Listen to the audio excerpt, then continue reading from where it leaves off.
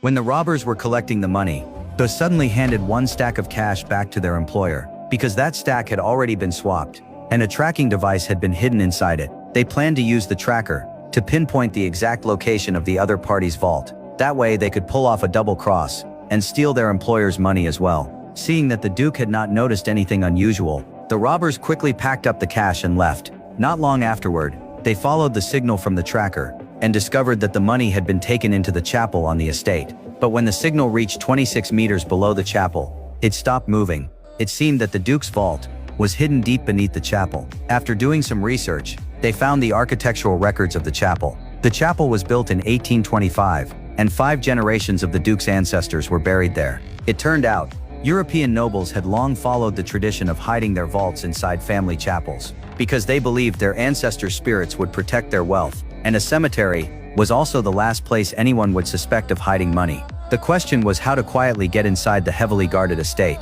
At that moment, their identities as the thieves hired to steal Lady with an ermine for the Duke turned out to be extremely useful. Berlin deliberately told the Duke that he needed a safe and private place to plan the heist. The Duke fell right into the trap and warmly invited him to stay at the estate, saying there were plenty of empty rooms available. This was one of Berlin's favorite reverse baiting tactics. He never asked to enter someone else's territory. Instead, he guided them into inviting him. That way he could lower their guard as much as possible. Soon afterward, the Duke personally escorted the pack of wolves into his estate. To scout the area, Berlin and his team secretly slipped into the chapel that very night. But what shocked them was that the first floor of the chapel alone already displayed the Duke's astonishing wealth.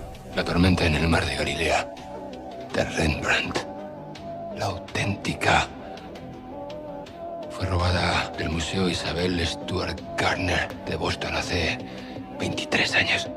At market value, just one painting was worth $100 million. The genuine masterpieces covering the walls made Berlin even more certain that the vault hidden 23 meters underground would contain something far beyond their expectations. As Berlin walked in circles in front of the paintings, laughing excitedly while admiring them, one of his teammates grew impatient and prepared to cut a painting from its frame. But Berlin immediately shouted him down. ¿Qué estás haciendo, insensato?